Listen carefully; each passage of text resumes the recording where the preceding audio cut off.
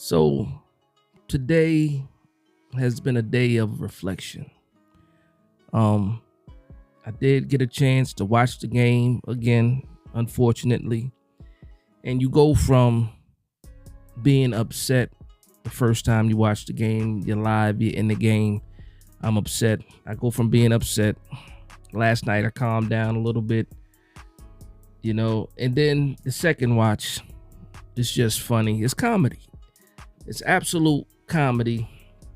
I'm not saying that I'm laughing at my team, not that, but in the sense of just how many things had to go wrong yesterday in order for the game to look the way that it did. And then to wake up in the morning and to see all the conversations out there, whether it be social media, the regular media, sports media, and you just sit back and I'm thinking about everything that I've seen, said, heard over the past few months, going from free agency to the draft, to mini camp, training camp, preseason. And I think about all of the little things. I think about the times where I didn't agree with some of the things that were happening with the Giants. Like, I remember the 53, when the 53 came out, and I'm looking at the O-line depth, and I'm like scratching my head on certain things. And I'm sitting like, okay, we kept Pert. And then I kind of understand why you keep Pert, even though I have and I didn't have any trust in Pert, because I believe Pert is who Pert is. And then I see Shane Lemieux make the team, and I'm looking for guys like Tyree Phillips that didn't make the team. And I'm just sitting here and I'm just like, O-line still needs to be addressed even to this day. I hated the musical chairs going on. I hated that. I hated the musical chairs. I hated the switching of Bredesen and Azudu and Glowinski. Sometimes John Michael Schmitz, Bredesen, and Azudu. And then I hated all of that because I felt like you pick the guys that you're looking for and you let these guys go through the bumps and the bruises. And you could say, yes, it's training camp. This is where you're trying to figure out who it is. But here's the thing. We already knew what Glowinski was. We already knew that, after this year, because of the money, that Glowinski wouldn't be a Giant anymore. So if I'm believing in that, and then I take a early draft pick on a guy like Joshua Zudu, I don't expect Bredesen to have, a decent year like he did last year. But I got to go with the young guys just for the bumps and the bruises. And we just did practice in training camp. You know what I mean? These guys really didn't play as a unit together in the preseason too much. They did, but they really didn't. I mean, as an entire unit. And there were chances where you could have left these guys in there and let these guys play, and we didn't do that. And now you look at the first game of the season, and if I'm going to point at the weakest link on the team, it's still got to be the offensive line. And then I also spent a lot of the summer defending, not even defending, but just bigging up Evan Neal, for going out, seeking help, getting outside coaching, losing the weight, toning up, getting in shape, to try to be quicker out of his stance. And then you go to this game, fast forward to this game, and everything that you were worried about happened again. He was beat to the inside. He was beat outside, a little bit of power rush, miscommunications and things like that. And actually, it really wasn't a lot of miscommunication. The offensive line just was getting beat one-on-one, and we saw it throughout the offensive line. I saw the PFF scores, and like I said in the video yesterday, I couldn't wait to see what the PFF scores. I can absolutely wait, because it was horrible. It was horrible to see what the New York Giants put out on the field last night. And what makes it even worse is prime time. Like forget the crap that I was talking. Forget how I was bigging up the team. Like the performance in prime time. Everybody was watching. The biggest game of the week. Dallas Cowboys, New York Giants at home. It was raining. Conditions were awful. But both teams played in the same conditions. And one team just looked fantastic. And one looked like they didn't belong in the NFL. And that's the therapy of it. That's the medicine today. Like it really doesn't matter to me. I can say that for me. Other people have different reactions to when people tell them things or rebuttal what they have to say. But for me, it doesn't matter. You know, for the most part, when people disagree with you, it doesn't matter. If people see things a different way from the way you see things. But here's the thing. At the end of the day, the one thing that we all have in common, hopefully, is that we are all rooting for the New York Giants to win, to be good, to be better. And last night, we didn't see that. We didn't see it at all. And again, it's week 1, game 1, and a big loss. There's 16 more games that we got to play. Next week is Arizona.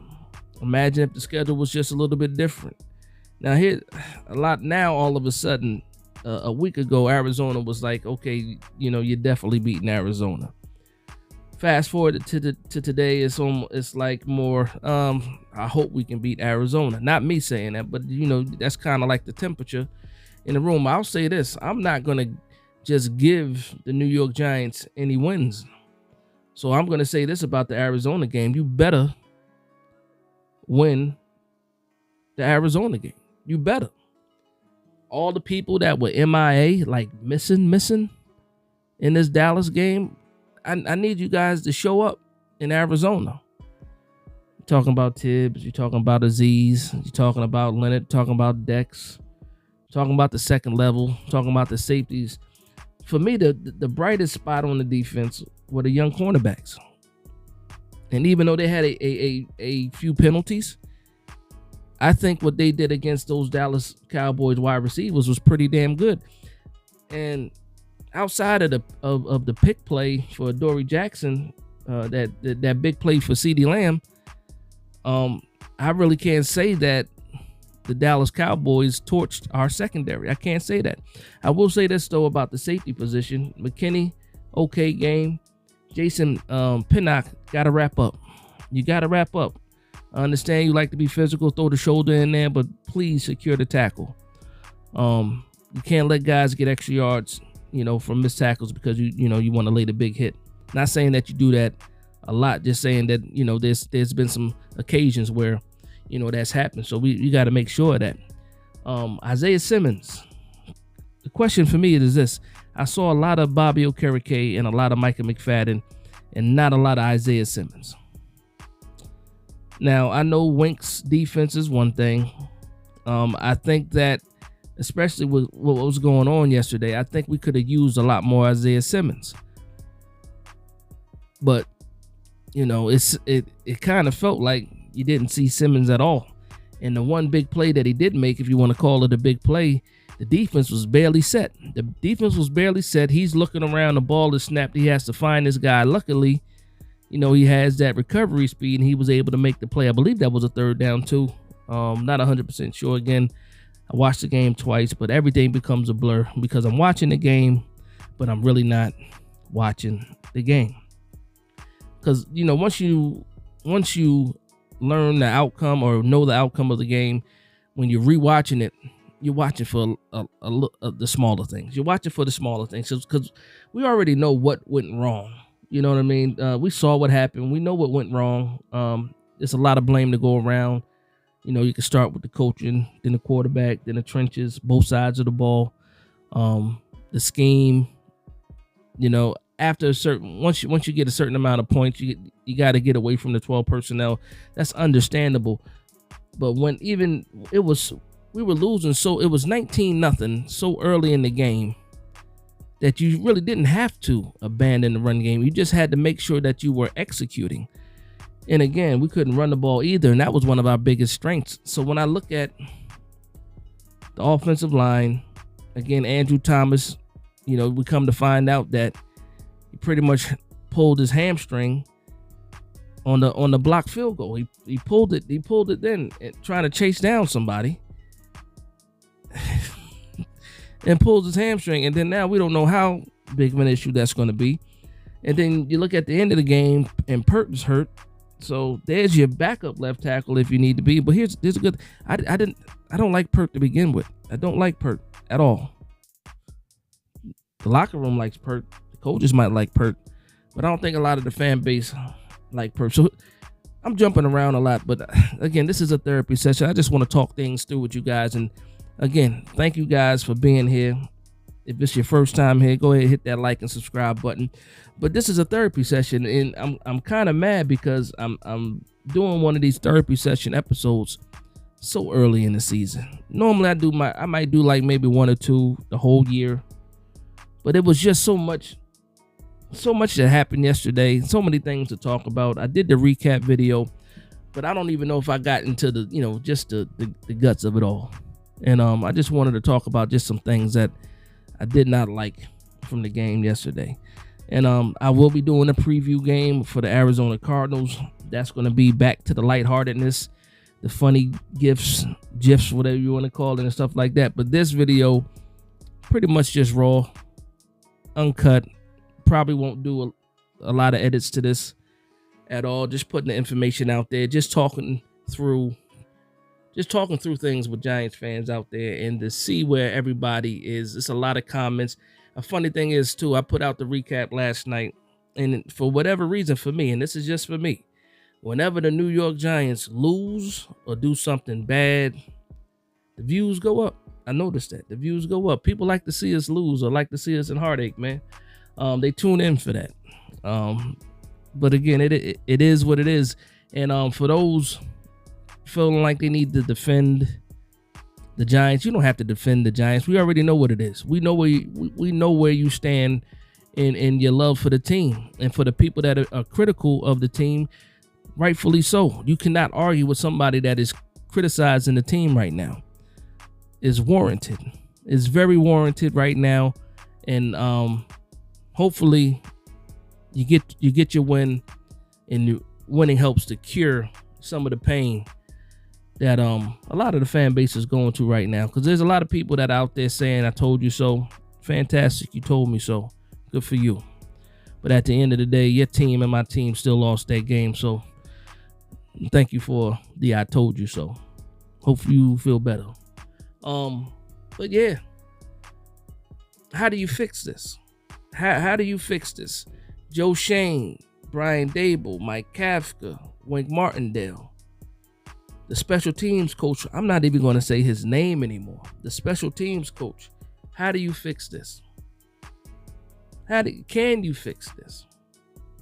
And if you can't fix this, how do you stop the bleeding? That's pretty much where I'm at right now, because there's just so many things you can do about this offensive line right now. But you got glue, you got duct tape, you got screws. You can put something together. You can definitely put something together, because I watched last year a coaching staff put something together with a crap roster for the most part. So I hope that we can do the same thing again this year, and I think we can. So even though week 1 did not go as we all planned or wanted it to go, we got 16 more games to go. 16 more games to go. And as long as I'm here, I'm rooting for the New York Giants every week. And even though it's Monday, and everybody is talking what they need to talk, tomorrow I'm moving on to the Arizona Cardinals, and I'm going to be back talking the same way that I've been talking, because somebody has to do it. And I'll gladly be the person to do it. So I want to thank everybody for vibing with me. Please like, comment, and subscribe. And from one Giants fan to another, this is Big Dash Knows, Big Blue Nation. Let's go.